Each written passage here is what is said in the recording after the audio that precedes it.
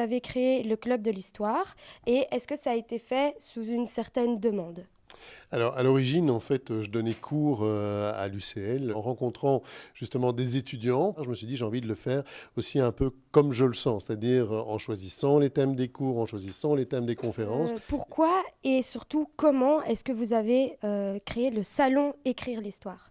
Donc le salon est né d'abord de l'observation de ce qui se passait ailleurs. Et alors il y a des salons thématiques. Et ces salons thématiques concernent tous les domaines de la connaissance, tous les domaines de l'édition du coup. Ça se fait beaucoup en bande dessinée par exemple. Mais l'histoire, ça n'existait pas en Belgique. Comment est-ce que vous amenez vos invités d'honneur dans le salon? Comment est-ce que vous les choisissez? Alors, on les choisit sur base des parutions pendant l'année. Il faut des têtes d'affiche pour faire venir du monde. Et puis, il faut des gens plus pointus aussi pour intéresser et pour susciter de la curiosité. On travaille avec un libraire qui s'appelle Cook and Book, qui fait le contact auteur, qui invite les auteurs. Et puis, moi, en tant qu'auteur, de temps en temps, je décroche mon téléphone. Et puis, après ça, j'essaie de convaincre les éditeurs et les auteurs de nous rejoindre. Donc, cette année, comme on le sait, vous avez choisi le thème de l'entre-deux-guerres. Pourquoi?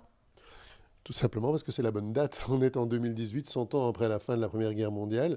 Il y a 4 ans, notre premier salon, eh bien, c'était 1914, et on avait envie justement de voir un petit peu plus loin. L'histoire ne se reproduit jamais de la même manière totalement. Néanmoins, on peut prendre des leçons dans ce qui s'est passé hier. Cette période de l'entre-deux-guerres est malheureusement très actuelle. On est en plein dans cette époque pour le moment.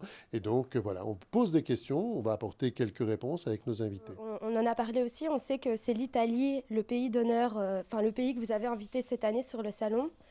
Pourquoi? Je dirais l'Italie, c'est un peu la colonne vertébrale de notre club. L'Italie termine la Première Guerre mondiale dans le camp des vainqueurs en 1918. Et puis, quelques années plus tard, 4 ans plus tard, l'Italie bascule dans le fascisme, en fait. Mais donc, l'Italie incarnait bien cette incertitude de l'entre-deux-guerres. On sait que le domaine de l'histoire, c'est un domaine qui est un peu complexe.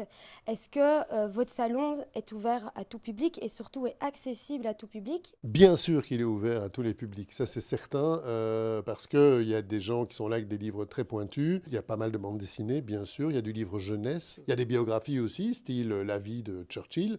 Et puis, il y a aussi du roman historique. Je pense qu'on peut vraiment arriver à aimer l'histoire, ou en tout cas être curieux de tout ça, en y arrivant par des chemins un peu détournés. Je veux dire, on peut commencer avec des séries qu'on voit à la télé, des films au cinéma, des jeux vidéo, que sais-je. Pour le moment, l'idée, c'est justement d'accueillir des auteurs très différents, mais qui ont un seul point commun, l'histoire.